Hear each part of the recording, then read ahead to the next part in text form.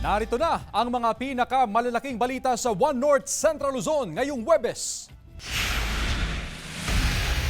Lalawigan ng Batanes napuruhan sa pananalasa ng Super Typhoon Leon.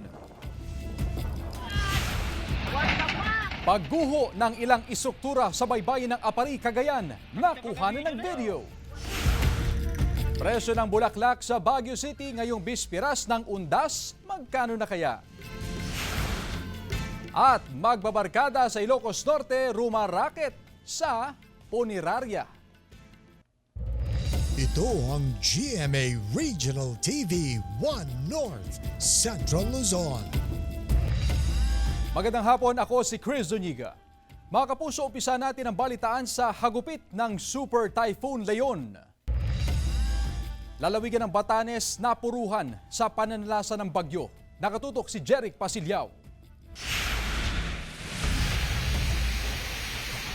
Hinayon ng malalakas na hangin at ulan na dala ng Super Typhoon Leon ang iba't ibang lugar sa Batanes.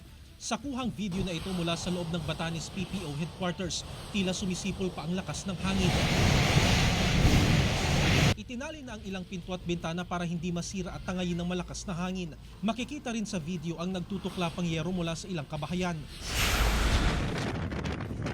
Ilang insidente ng pagguho naman ang naitala sa Batanes. Ayon sa OCD, nagkaroon ng pagguho ng lupa sa Nakanmuan at Sinakan sa Sabtang at sa San Vicente sa Ivana. Bagamat malakas ang hangin at ulan, sinikap ng ilang mga opisyal ng PDRRMO na linisin ang mga lupa at bato na humambalang sa mga daanan bunsod ng landslide. Bakas din ang hagupit ng Bagyong Leon sa ilang istruktura sa Batanes. Nasirang ilang bahagi ng Santa Maria de Mayan Church na isa sa mga pinakalumang simbahan sa bayan ng Itbayat. Malalakas ang alon na sinasabayan pa ng hangin at ulan ang naranasan kaninang umaga sa Sabtang, Batanes. Tila sumasayaw ang mga puno sa lugar dahil sa lakas ng hangin. Wala mang supply ng kuryente. Nagsagawa ng isang misa sa loob ng Basco Cathedral Pastoral Center kung saan nananatilang ilang evacuees sa kasagsagan ng pananalasa ng Super Typhoon Leon. Nagkaisa sila na manalangin upang maging ligtas ang lahat sa pananalasa ng bagyo. Jeric Pasilyao, 1 North Central Luzon. Pagguho ng ilang istruktura sa baybayin ng Apari, Cagayan, nakuhanan ng video. May ulat si Glam Caligdan Dizon.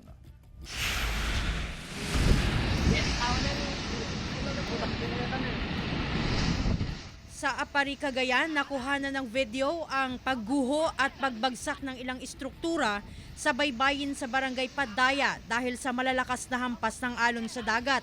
Sa video nakuha ni Eliza Ley Hernandez ng Task Force Lingkod Cagayan, makikita ang malalakas na hampas ng alon sa dalampasigan dulot ng Super Typhoon Leon.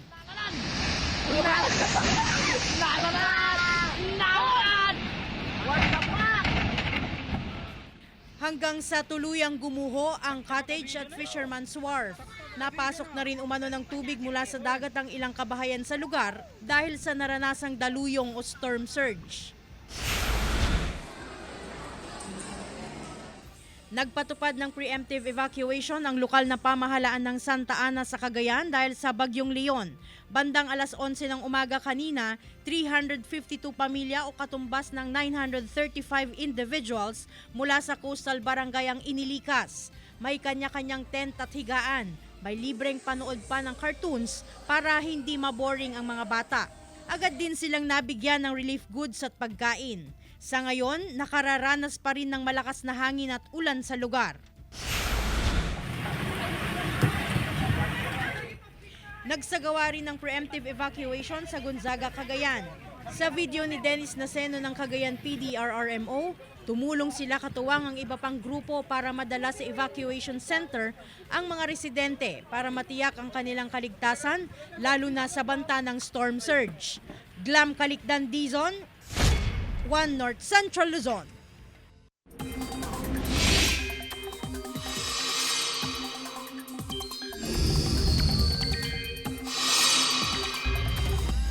Matapos maging super typhoon kahapon at magtaas ng signal number 5 kagabi, bahagya ng humina ang Bagyong Leon pero nasa typhoon category pa rin.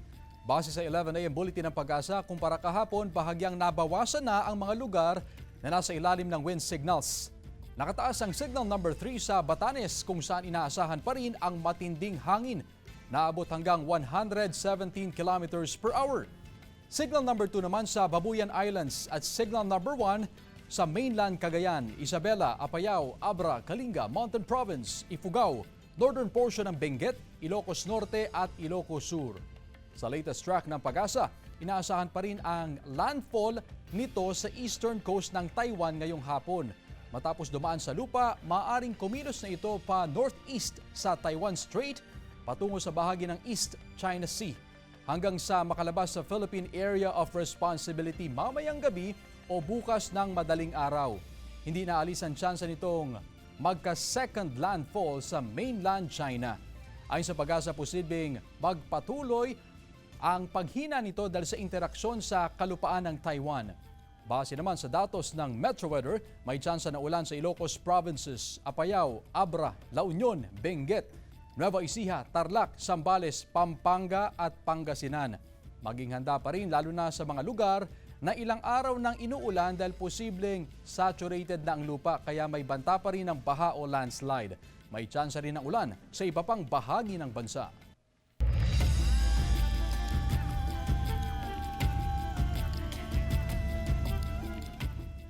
Ilang bumibisita sa sementeryo sa Dagupan City pahirapan ng paglilinis dahil lubog sa baha ang mga puntod. Sudan sa ulat ni Claire Lacanilaw Dungka. Nagsimula nang dumagsa ang mga bisita sa Bunuan Bukik Public Cemetery sa Dagupan City ngayong araw. Pahirapan daw ang paglilinis dahil lubog pa rin sa baha ang karamihan sa mga puntod. Matataas din ang mga tumubong talahib sa sementeryo. Sa ngayon po ma'am, marami na pong naglilinis sa yung mga mahal nila sa buhay. Saka ito pong daanan po ito, mamaya po lalagyan po namin ng buhangin para pagdating ng undas, malinis na dadaan po ng mga tao. Isang araw bago ang undas, nakararanas pa rin ng pagbaha sa mga puntod at matataas pa rin yung damo dito sa Bunuan Bukik Public Cemetery. Kanya-kanyang diskarte yung mga bisita para malinisan ang puntod ng kanilang yumaong mahal sa buhay. Ang iba tumutungtong sa puntod at yung iba ay gumagamit ng bota upang makaiwas sa banta ng baha at kahit papano ay malinisan ang puntod ng kanilang yumaong mahal sa buhay. Para makaiwas sa baha, sumampa na lang sa puntod ang 67 anyos na si Diego Mendoza. Kahit papaano raw, malinis niya ang puntod ng yumaong anak na isang sundalo. Susulatan ko yung pangalan niya. Medyo bura na oh. Yung tubig naman, may sugat pa naman ako rito. Kahit baha, puspusan ng paglilinis at pag-alis ng tubig sa puntod ng yumaong kaanak ng 25 anyos na si Mini. Hindi na rin siya makakapunta sa mismong araw ng undas bukas dahil pinaglalamayan nila ang kanyang pamangkin. Kailangan po namin maglinis sa kanila kasi po hindi na po kami makakapunta ng November 1. Lahat po kami magkakapatid. Patuloy ang pag-iikot ng kapulisan upang mabantayan ng seguridad ng mga bisita sa mga sementeryo. Binigyan ko sila ng instruction na yung focus natin dito, yung mga public cemeteries. Kasi hindi natin karamihan ng mga public cemeteries, may mga lagusan din, uban. Dapat mabantayan natin yon. Kasama si Ron Alistair Taniedo, Claire Lacanilaw Dungka, One North Central Luzon.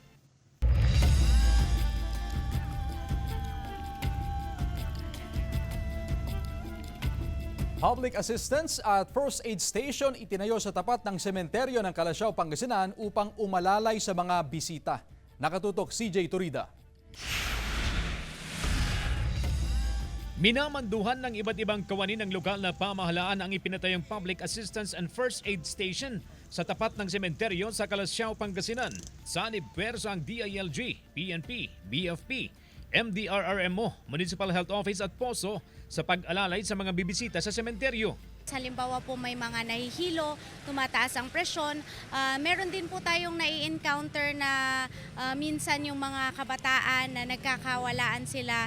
Mula alas 6 ng umaga hanggang alas 8 ng gabi ang operasyon ng Assistance Center. Depende sa dami ng mga magpupunta sa sementeryo.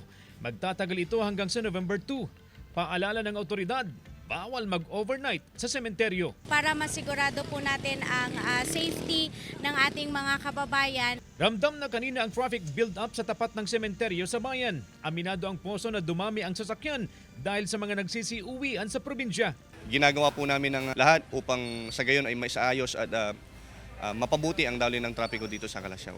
Sa bukana ng sementeryo may inilagay na tali sa gitna ng daan upang mas maayos ang sistema at hindi magsisiksikan ang mga papasok at lalabas doon. Sa loob, nagkalat na ang mga nagbebenta ng kandila at bulaklak. Ang ilan, minamadaling pinturahan ng nicho ng yumaong mahal sa buhay. Ipinatutupad ang barangay visitation schedule upang hindi magiging crowded sa sementeryo. Mga residente sa 12 barangay ang naka-schedule bukas, November 1, at mga nakatira sa 12 iba pang barangay ang nakatagdang bumisita sa sementeryo sa November 2, araw ng Sabado. Kasama si Jing Dakanay, CJ Torida, One North, Central Luzon. Presyo ng mga bulaklak sa Baguio City, bagsak presyo dahil sa nararanasang oversupply. Kaugnay niyan may live report si Jasmine Gabriel Galban. Jasmine? Chris, 24 oras ng bentahan ng bulaklak dito sa Malcolm Square sa Baguio City. Apektado ang bentahan ng bulaklak sa Baguio City isang araw bago ang undas. Dahil kasi sa malakas na ulan na dala ng Bagyong Leon, paisa-isa lang ang bumibili ng bulaklak. Karamihan din sa supply ng bulaklak na dapat sana ibabagsak sa Bicol Region at Maynila ay na-stuck na lang sa mga bentahan ng bulaklak sa syudad. Ang resulta, sobra-sobra ang supply ng bulaklak sa Baguio City. Oversupplied tayo. Tapos yung mga limbawa, yung mga dadalhin sa province, mga ipapadala limbawa, hindi namin magawa dahil nga napagyo rin sila. 24 oras tang bentahan ng bulaklak sa Baguio City. Umaasa pa rin ng mga flower producer na marami ang mamimili hanggang bukas. Si Nympha Villanueva, umangkat na ng mga bulaklak na dadalhin niya sa Pampanga. Mura, kasi dito 700 lang. Pagdating sa Pampanga, 1.5 na siya eh. Doble.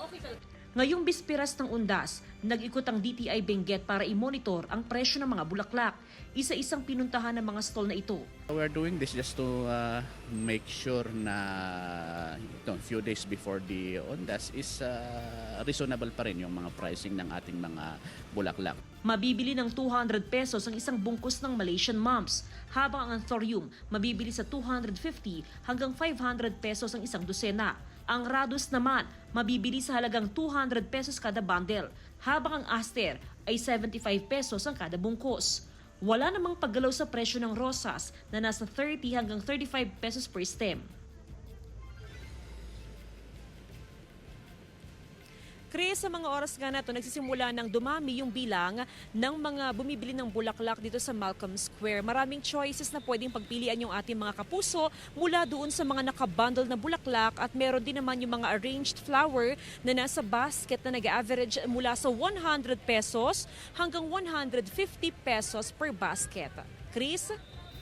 Maraming salamat, Jasmine Gabriel Galban. Ito ang GMA Regional TV 1 North Central Luzon.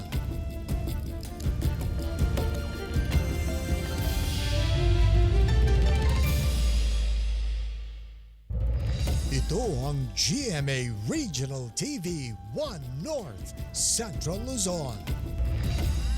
Ilang bus terminal sa Dagupan City ininspeksyon ng otoridad. Nakatutok live si Claire Lacanilaw Dungca. Claire? Chris, bilang bahagi ng Ligtas Undas 2024, nagsagawa ng malawakang inspeksyon ang Pangasinan Police Provincial Office kasamang iba't ibang ahensya ng gobyerno sa mga pangunahing terminal sa probinsya. Nagsanib puwersa ang PNP at LTO sa isinagawang inspeksyon sa mga bus terminal sa iba't ibang bayan at lungsod sa Pangasinan. Paghahanda ito sa dagsa ng mga pasahero na uuwi para sa undas. Sumentro ang inspeksyon sa kaligtasan ng mga pasahero at kaayusan ng mga babiyahing bus. Ito po yung focus natin dito sa mga bus terminals dahil alam natin na dinadagsa ito dahil dito nagsisidatingan yung ating mga kababayan. Para maiwasan na rin yung mga problema kasi alam naman natin na pag ganito maraming tao. Currently conducting roadside mga inspections po namin sa mga terminals. We're also checking po yung mga traffic advisories just in case po right now then because since dun sa inclement weather na meron po tayo. Ramdam na ang dagsa ng mga pasahero sa mga terminal. Mayat maya ang biyahe ng mga bus. Kasi ito lang yung time namin na pumunta dito dahil ang trip namin talaga is papuntang Vegan. Biglang bumagyo, na-cancel yung trip. So ngayon sabi ko, you know what? kailangan lumabas bago kami umuwi ako ng Amerika. Punta muna tayo sa Manawag. Bago po man natin ilabas po yan, kailangan po talagang fully check up po ng mga mechanics po natin para roadworthy po sa mga kababayan po natin na makabiyaya at para may hatid po sila ng safety sa kanilang patutungan. Nakantabay ang otoridad upang magbigay ng assistance sa mga pasahero.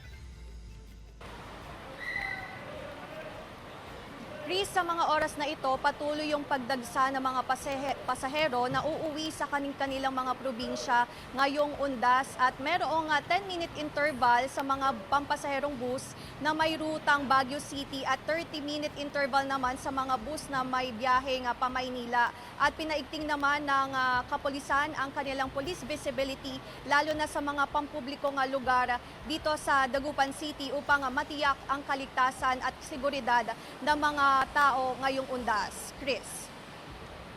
Maraming salamat, Claire Lacanilaw Dungka. Makapal na hamog nararanasan sa Baguio City. Mga turista, dagsana. Sundan sa report.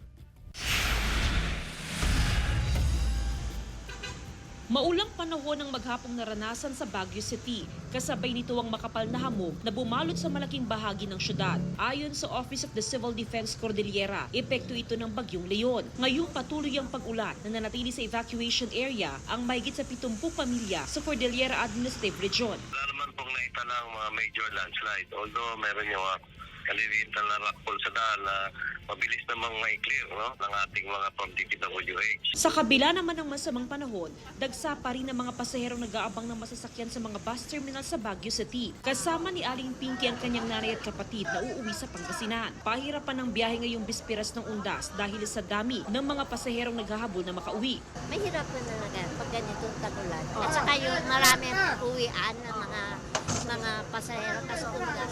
Nagsimula na rin dumagsa ang mga bumibisita sa mga sementeryo sa Baguio City. Nasa halos 400 pulis ang nakadeploy sa 5 sementeryo sa syudad. Iba rin po yung mga nakadeploy sa mga places of convergence gaya ng mga malls, gaya ng mga tourist spots po. Si Aling Alice, kasama ang 2 anak, maaga na nagpunta sa sementeryo para bisitahin ang yumaong kaanak kahit pa malakas ang buhos ng ulan. Hindi naman kasi dating ganito ang ang panahon nung nakaraan. Talagang bibisita lang po talaga sa anak ko. Bukod sa mga sementeryo, nakabantay rin ang otoridad sa mga tourist attraction sa City of Pines. Sa long weekend, inaasahan ng pagdagsa ng mga turista. Diretso po kahit bumabagyo. Okay. Enjoy naman sa paano? Opo, enjoy naman po. Okay naman po siguro kahit lang. Ambon lang, kaya naman po siguro. Kasama si Daryl Peralta, Jasmine Gabriel Galbad, One North Central Luzon. Nalunod sa Bayudan River na bahagi ng Sabangan Mountain Province ang 14 anyos na lalaki. Nangyari ang insidente pasado alas 8 kaninang umaga nang subukan daw ng biktima na tawirin ang ilog papunta sa kabilang pampang. Hindi raw nito nakayanan ang malakas na agos ng ilog. Puspusan ang sinasagawang search and rescue operation ng mga otoridad. Ngayon na maulan ang panahon bunsod ng Bagyong Leon, pinapayuhan ang mga residenteng mag-ingat, lalo na ang mga nakatira malapit sa ilog. Ito ang GMA Regional TV 1 North Central Luzon.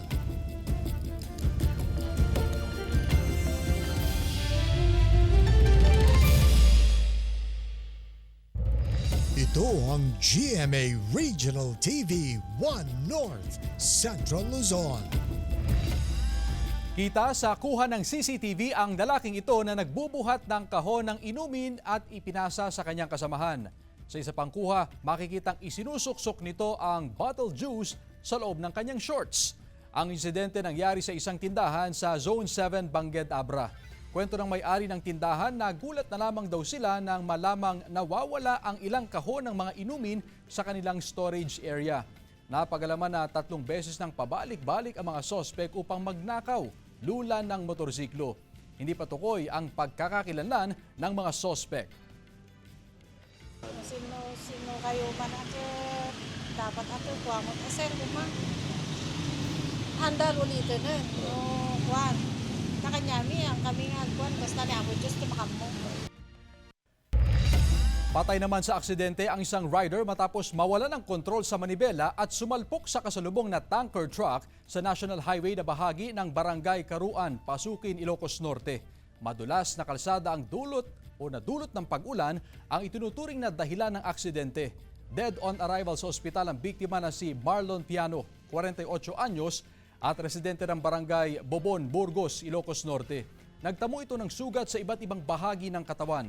Wala pang pahayag ang mga kaanak ng biktima at driver ng tanker truck. Bagamat umuulan, tuloy pa rin ang paglilinis ng ilang bumibisita sa puntod ng kanilang mga yumaong kaanak sa sementeryo sa Lawag City. Puspusan ang paglilinis ng mga ito ngayong bispiras ng undas. Di bali na lang daw na hindi mapinturahan basta't malinis ang mga puntod.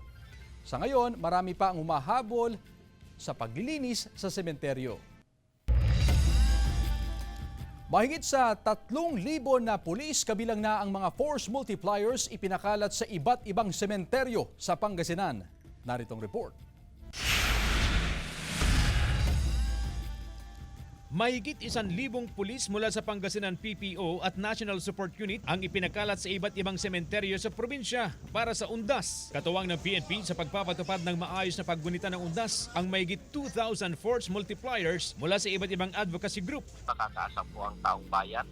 Ang kapulisan niyo po ay gagawin po ang lahat po nating makakaya para masiguro po na ligtas po ang bawat mamamayan po dito sa ating lalawigan. Mahigit 180 na sementeryo at memorial parks sa buong probinsya ang babantayan ng mga otoridad. Nasa mahigit 160 na police assistance desk ang ipinatayo sa iba't ibang lugar para sa undas. Bukod sa mga sementeryo, mahigpit din na babantayan ang mga transport hub sa lalawigan. Para sa Ligtas Undas 2024, paalala ng PNP, syempre unang-una, bago ka alis ng bahay, planuhin mo na kung anong oras ka bibisita sa sementeryo. At pag alis mo naman ng bahay, tiyakin po natin na sarado lahat ang bintana at nakalak ang pinto.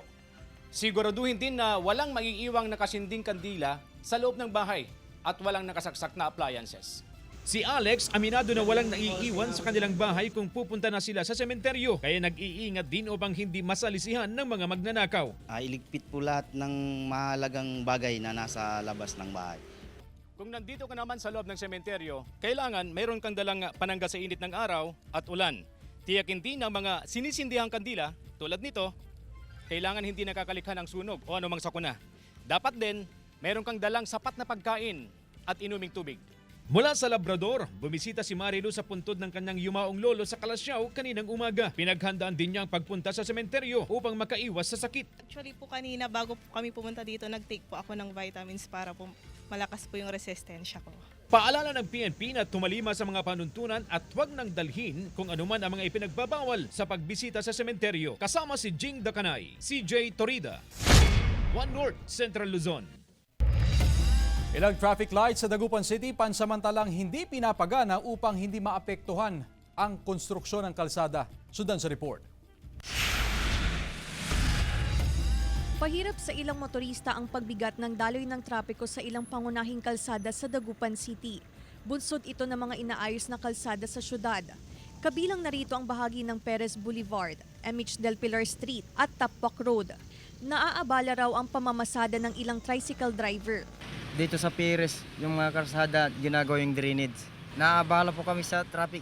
Pansamantala munang hindi pinagana ng Public Order and Safety Office ang ilang traffic lights sa Dagupan City upang maigpit na matutukan ang daloy ng trapiko. Kaya nagkalat ang traffic enforcer sa kalsada upang magmando sa daloy ng trapiko. Diyan sa Perez, ginagawa na yung drainage, inuumpisa na rin yung karsada diyan sa may . Kaya kami ay minsan pinag-isipan ho namin na may mga divert ho kami napupuno. Kaya ang ginagawa ho namin, pinapatay po yung traffic light para i-control na lang po ng enforcer. Kasama si Ron Alistair Taniedo, Claire Lacanilaw Dungka, One North, Central Luzon.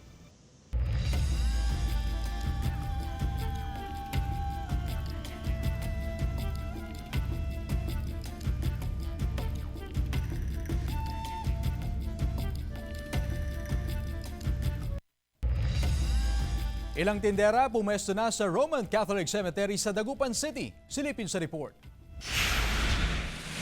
Nagsimula ng pumesto ang ilang tindera sa harap ng Roman Catholic Cemetery sa Dagupan City. Taon-taon nang pumupwesto ang tinderang si Mary Jane Duque upang kahit papaano ay makabenta. Kasi basta pista patay, ganito ang ginagawa namin. Samantala, isinasabay na rin ng ilang bumibisita ang paglilinis at pagdalaw sa puntod ng kanilang mahal sa buhay upang makaiwas na rin sa dagsa at siksikan ng mga tao sa mismong araw ng undas. Para hindi na kami makipagsabayan sa mga maglilinis sa undas. Madaming tao sa undas tapos mahal din magpalinis. Kaya kami na lang magpipinsan yung maglilinis. Maaga na lang. Naglilinis ang pumantab ng mga nicho para malinis na pagdating ng undas, malinis na. Sabay dalaw na rin para hindi na makapasyal ng undas, maraming tao na. Mula Maynila, maaga na ring bumisita si Shena May Gestoso kasama ang kanyang pamilya upang ipagtirik ng kandila ang kanilang mga yumaong mahal sa buhay. Kami na maaga nang lumuwas since galing kaming Manila pa. So para hindi na rin po sumabay sa mga luluwas pa next week. Kaya maaga na kaming dumalaw. Sa Bunuan Bukid Public Cemetery, paisa-isa pa rin ang naglilinis sa mga puntod sa sementeryo. Unti-unti na po. Basta tuloy-tuloy po ang araw. Claire Lacanilaw Dungka, One North Central Luzon.